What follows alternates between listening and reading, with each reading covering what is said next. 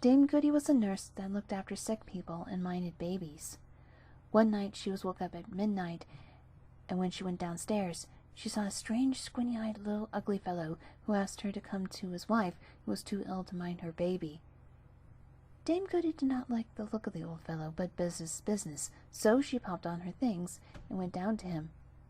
And when she got down to him, he whisked her up onto a large coal-black horse with fiery eyes that stood at the door, and soon they were going at a rare pace, Dame Goody holding on to the old fellow like grim death. They rode and they rode, till at last they stopped before a cottage door.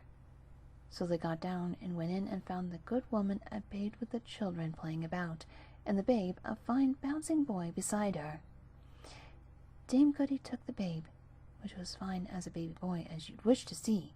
The mother, when she handed the baby to Dame Goody to mind, gave her a box of ointment, and told her to stroke the baby's eyes with it as soon as it opened them. After a while it began to open its eyes.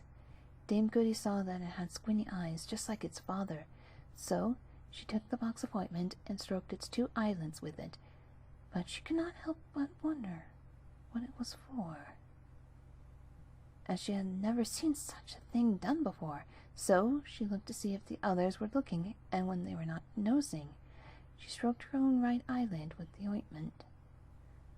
No sooner had she done so than everything seemed to change about her. The cottage became elegantly furnished. The mother in the bed was a beautiful lady dressed up in white silk. The little baby was still more beautiful than before, and its clothes were made of a sort of silvery gauze. Its little brothers and sisters around the bed were flat-nosed imps, pointy ears, who made faces at one another and scratched their poles. Sometimes they would pull the sick lady's ears with their long and hairy paws. In fact, they were up to all kinds of mischief, and Dame Goody knew that she had got into a house of pixies. But she said nothing to nobody, and as soon as the lady was well enough to mind the baby, she asked the old fellow to take her back home. So he came round to the door with the coal-black horse with eyes of fire, and off they went as fast as before, or perhaps a little faster, till they came to Dame Goody's cottage, where the squinty-eyed old fellow lifted her down and left her, thanking her civilly enough, and paying her more than she had ever paid before the service. Now next day happened to be market day, and as Dame Goody had been away from home, she wanted many things in the house, and trudged off to get them at the market. As she was buying the things she wanted, who should she see but the squinty-eyed old fellow who had taken her on the coal-black horse. And what do you think he was doing? Why, he went about from stall to stall, taking things from each. Here's some fruit, and there's some eggs, and so on, and no one seemed to take any notice. Now, Dame Goody did not think it her business to interfere, but she thought she ought to let so good a customer pass without speaking. So she ups to him and bobs a curtsy and said, "Good and sir, I hope as your good lady and the little one are as well as—" But she couldn't finish what she was saying, for the funny old little fellow started back in surprise, and he says to her, "What, do you see me today?"